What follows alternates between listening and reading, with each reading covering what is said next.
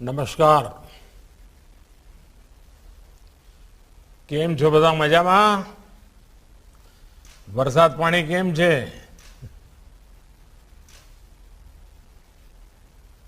कार्यक्रम में हमारे साथ उपस्थित गुजरात के मुख्यमंत्री श्रीमान विजय भाई रूपाणी जी,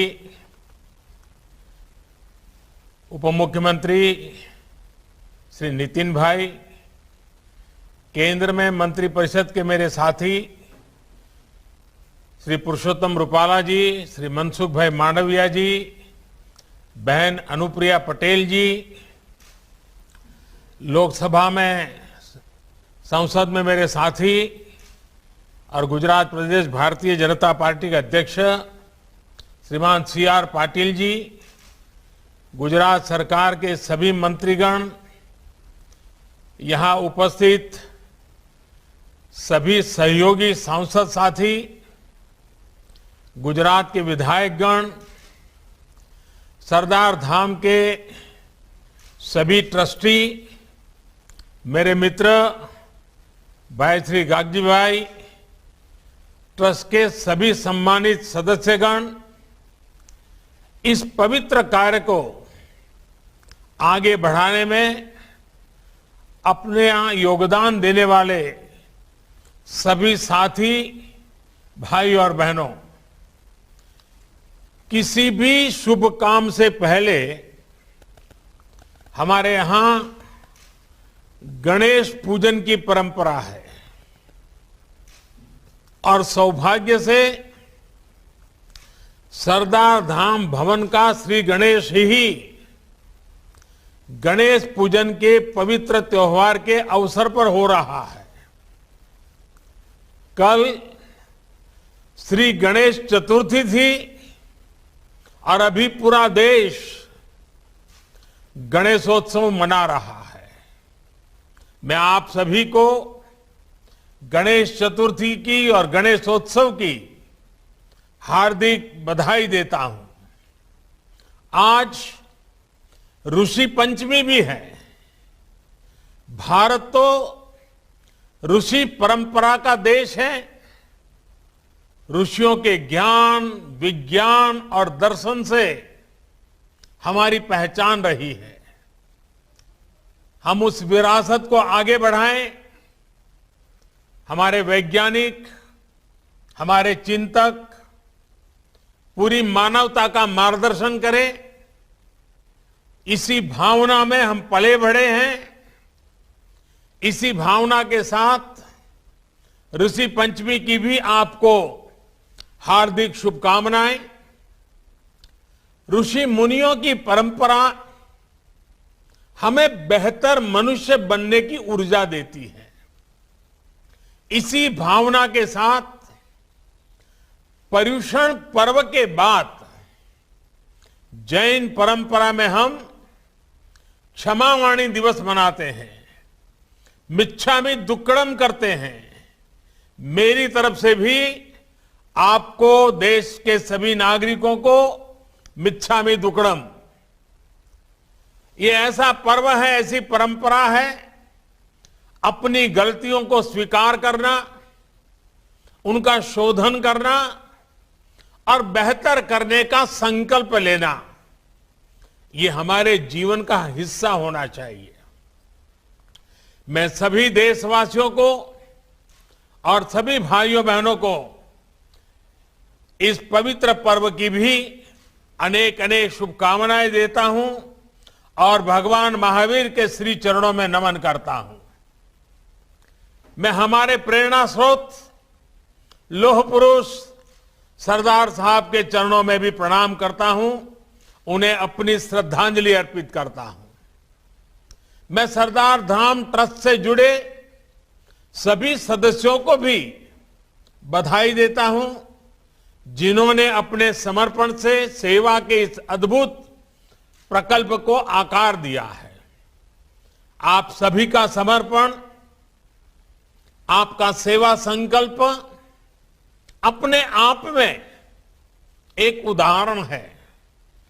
आपके प्रयासों से आज सरदार धाम के इस भव्य भवन के लोकार्पण के साथ ही फेज 2 कन्या छात्रालय का भूमि पूजन भी हुआ है। स्टेट ऑफ आर्ट बिल्डिंग, आधुनिक संसाधनों से युक्त कन्या छात्रालय, आधुनिक लाइब्रेरी, ये सभी व्यवस्थाएं अनेकों युवाओं को सशक्त करेगी। एक और, आप एंटरप्रेन्योर डेवलपमेंट सेंटर के जरिए गुजरात की समृद्ध व्यापारिक पहचान को मजबूत कर रहे हैं, तो वहीं सिविल सर्विस सेंटर के जरिए उन युवाओं को नई दिशा मिल रही है जो सिविल सर्विसेज में या डिफेंस और जुडिशियल सर्विसेज में जाना चाहते हैं। पाटीदार समाज के युवाओं के साथ साथ गरीबों और विशेषकर महिलाओं के सशक्तिकरण पर आपका जो जोर है वो वाकई सराहनीय है। हॉस्टल की सुविधा भी कितनी ही बेटियों को आगे आने में मदद करेगी। मुझे पूरा भरोसा है कि सरदार धाम न केवल देश के भविष्य निर्माण का एक अधिष्ठान बनेगा, बल्कि आने वाली पीढ़ियों को सरदार साहब के आदर्शों को जीने की प्रेरणा भी देगा। और एक बात भी कहना चाहूंगा, आज हम आजादी का अमृत महोत्सव मना रहे हैं। आजादी के 75 साल, ऐसे अवसर पर हम लोग आज देश की आजादी के उस जंग को याद करते हुए प्रेरित हो रहे हैं। लेकिन इस छात्रावास में जो बेटे बेटियां पढ़ने वाली हैं और आज जो 18, 20, 25 साल की उम्र के हमारे नौजवान हैं, 2047 2047 जब देश की आजादी के 100 साल होंगे, तब ये सारे लोग देश की निर्णायक भूमिका में होंगे। आज आप जो संकल्प करेंगे 2047 में जब आजादी के 100 साल होंगे, तब हिंदुस्तान कैसा होगा, इसके संस्कार ऐसी पवित्र धरती पर होने वाले हैं। साथियों, सरदार धाम का आज जिस तारीख को लोकार्पण हो रहा है, वो तारीख जितनी अहम है, उतना ही बड़ा उससे जुड़ा संदेश है। आज 11 सितंबर यानी 9/11 है। दुनिया के इतिहास की एक ऐसी तारीख जिसने मानवता पर प्रहार के लिए भी जाना जाता है। लेकिन इसी तारीख ने पूरे विश्व को काफी कुछ सिखाया भी। एक सदी पहले ये 11 सितंबर 1893 का ही दिन था जब शिकागो में विश्व धर्म संसद का आयोजन हुआ था। आज के ही दिन स्वामी विवेकानंद ने उस वैश्विक मंच पर खड़े होकर दुनिया को भारत के मानवीय मूल्यों से परिचित कराया था। आज दुनिया ये महसूस कर रही है कि 9/11 जैसी वो त्रासदी भी, जिसे भी 20 साल हुए हैं, त्रासदियों का स्थायी समाधान मानवता के उन्हीं मूल्यों से ही होगा। एक और, हमें इन आतंकी घटनाओं के सबक को याद रखना होगा, तो साथ ही मानवीय मूल्यों के लिए पूरी आस्था के साथ प्रयास भी करते रहना होगा। साथियों, आज 11 सितंबर को एक और बड़ा अवसर है। आज भारत के महान विद्वान, दार्शनिक और स्वातंत्र सेनानी सुब्रमण्यम भारती जी की 100वीं पुण्यतिथि है। सरदार साहब जिस एक भारत श्रेष्ठ भारत का विजन लेकर चलते थे, वही दर्शन महाकवि भारती की तमिल लेखनी में पूरी दिव्यता से निखरता रहा है।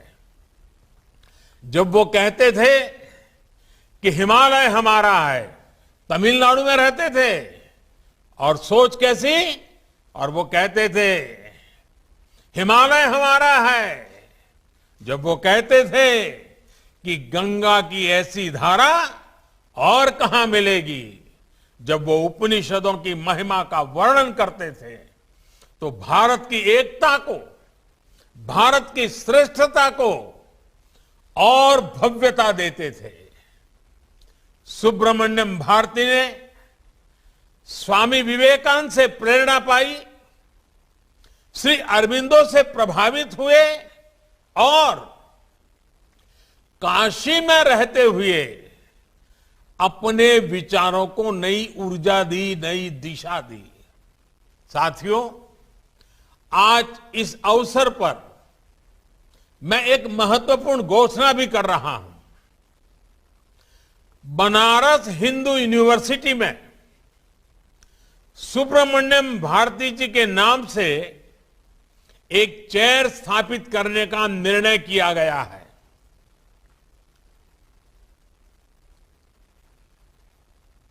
तमिल स्टडीज, तमिल भाषा समृद्ध भाषा है, विश्व की सबसे पुरातन भाषा है, और हम सभी हिंदुस्तानियों के लिए गर्व की बात है।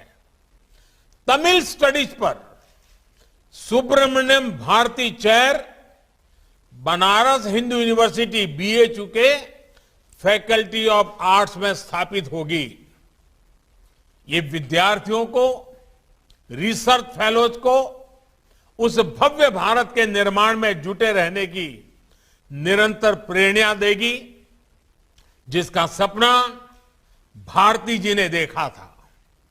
साथियों, सुब्रमण्यम भारती जी हमेशा भारत की एकता पर, मानव मात्र की एकता पर विशेष बल देते थे। उनका ये आदर्श भारत के विचार और दर्शन का अभिन्न हिस्सा है। हमारे यहां पौराणिक काल के दधीच और कर्ण जैसे दानवीर हो, या मध्यकाल में महाराज हर्षवर्धन जैसे महापुरुष, सेवा के लिए सर्वस्व अर्पण करने की इस परंपरा से भारत आज भी प्रेरणा लेता है।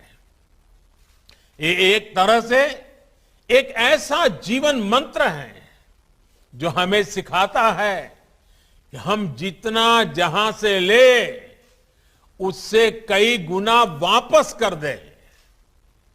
हमने जो कुछ भी पाया है वो इसी धरती से पाया है। हमने जो भी प्रगति की है वो इसी समाज के बीच की है, समाज की वजह से की है। इसलिए जो हमें मिला है वो केवल हमारा नहीं है, वो हमारे समाज का भी है, हमारे देश का भी है। जो समाज का है वो हम समाज को लौटाते हैं, और समाज उसे कई गुना करके फिर हमें और हमारी अगली पीढ़ियों को वापस दे देता है।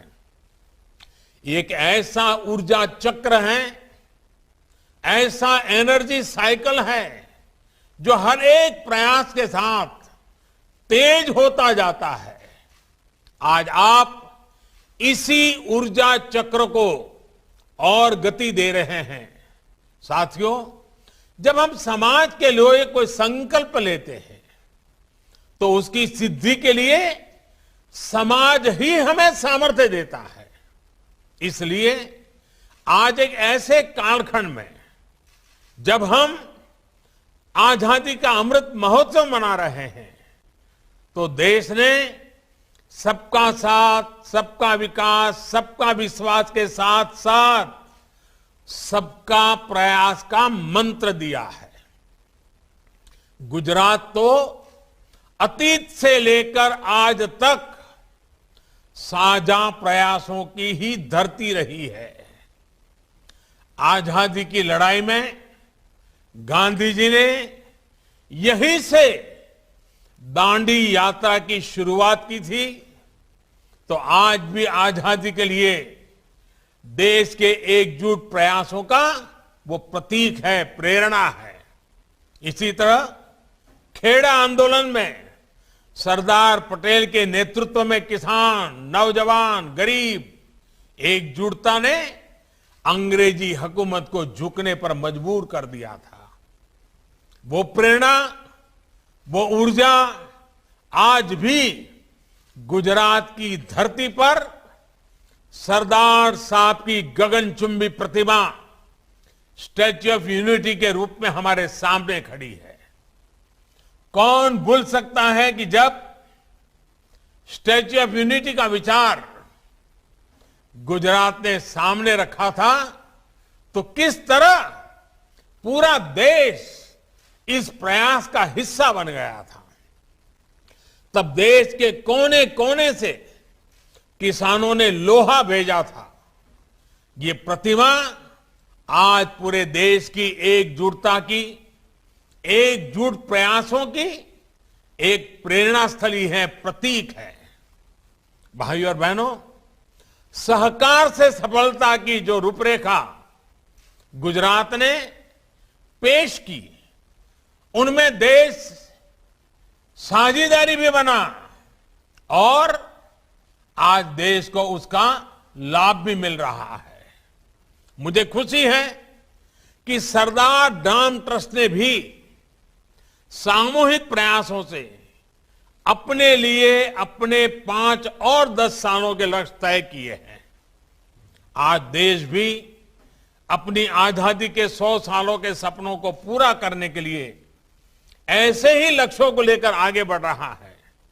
सरकार में अब एक अलग सहकारिता मंत्रालय का गठन भी किया गया है। किसानों, नौजवानों को सहकार की शक्ति का पूरा पूरा लाभ मिल सके, इसके लिए जरूरी कदम उठाए जा रहे हैं।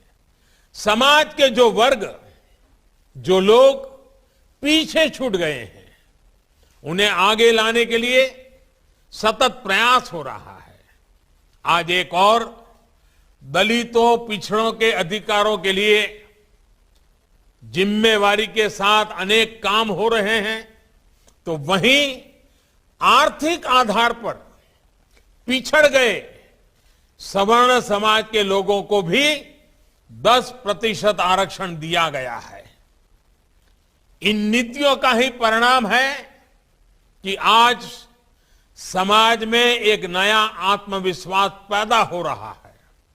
साथियों, हमारे यहां कहा जाता है, सत विद्या यदि का चिंता वरा कोदर पूर्ण, अर्थात जिसके पास विद्या है, ज्ञान और कौशल है, उसे अपनी आजीविका के लिए, जीवन की प्रगति के लिए चिंता नहीं करनी पड़ती।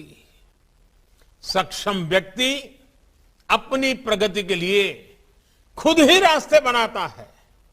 मुझे खुशी है कि सरदार डाम ट्रस्ट द्वारा शिक्षा और कौशल पर बहुत जोर दिया जा रहा है।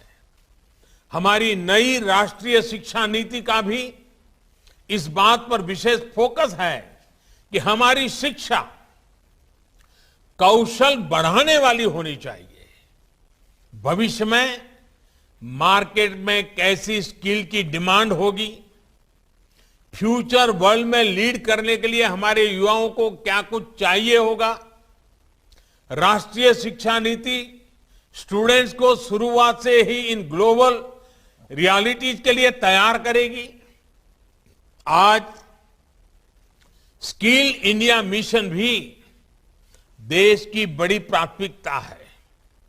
इस मिशन के तहत लाखों युवाओं को अलग अलग स्किल सीखने का अवसर मिला है।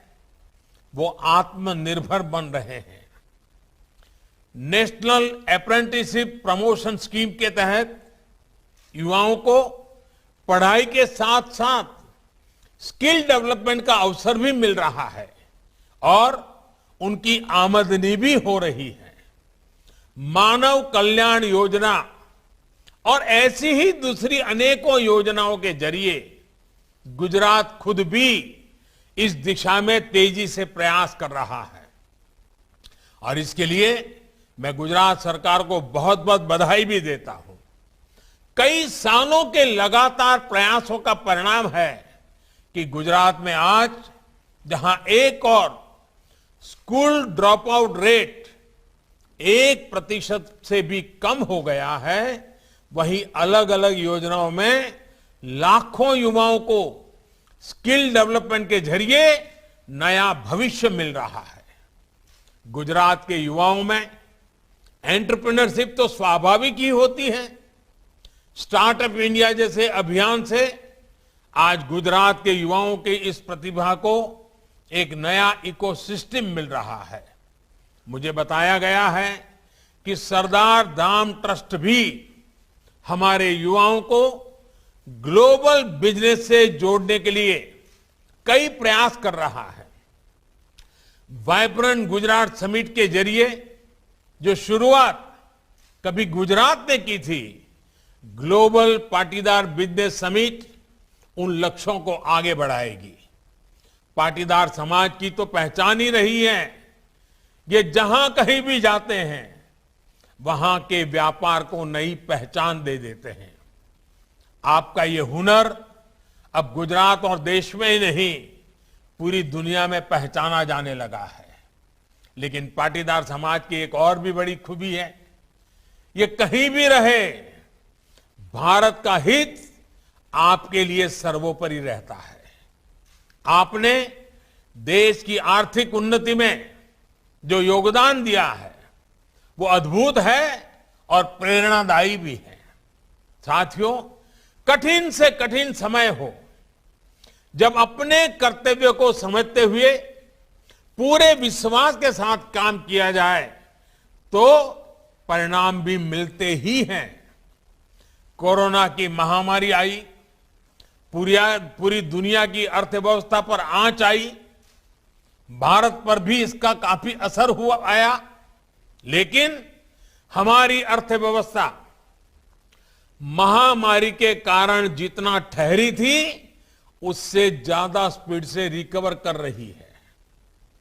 जब बड़ी बड़ी इकोनॉमीज डिफेंस में थी तब हम रिफॉर्म्स कर रहे थे। जब ग्लोबल सप्लाई चेन्स डिसरप्ट हो रही थी तो हमने नए हालातों को भारत के पक्ष में मोड़ने के लिए पीएलआई स्कीम शुरू की। अभी पीएलआई स्कीम को टेक्सटाइल सेक्टर के लिए बढ़ाने का फैसला भी लिया गया है। इसका बहुत बड़ा लाभ देश के टेक्सटाइल सेक्टर को, सूरत जैसे शहरों को होगा। साथियों, 21वीं सदी में भारत के पास अवसरों की कमी नहीं है। हमें खुद को ग्लोबल लीडर के रूप में देखना है, अपना सर्वश्रेष्ठ देना है और सर्वश्रेष्ठ करना भी है। मुझे पूरा भरोसा है कि देश की प्रगति में गुजरात का जो योगदान रहा है उसे हम अब और सशक्त रूप में सामने लाएंगे। हमारे प्रयास न केवल हमारे समाज को नई ऊंचाई देंगे बल्कि देश को भी विकास की बुलंदी पर लेकर जाएंगे। इन्हीं शुभकामनाओं के साथ आप सभी का एक बार फिर बहुत बहुत धन्यवाद। आप सबने खूब खूब शुभकामनाओं। आप जो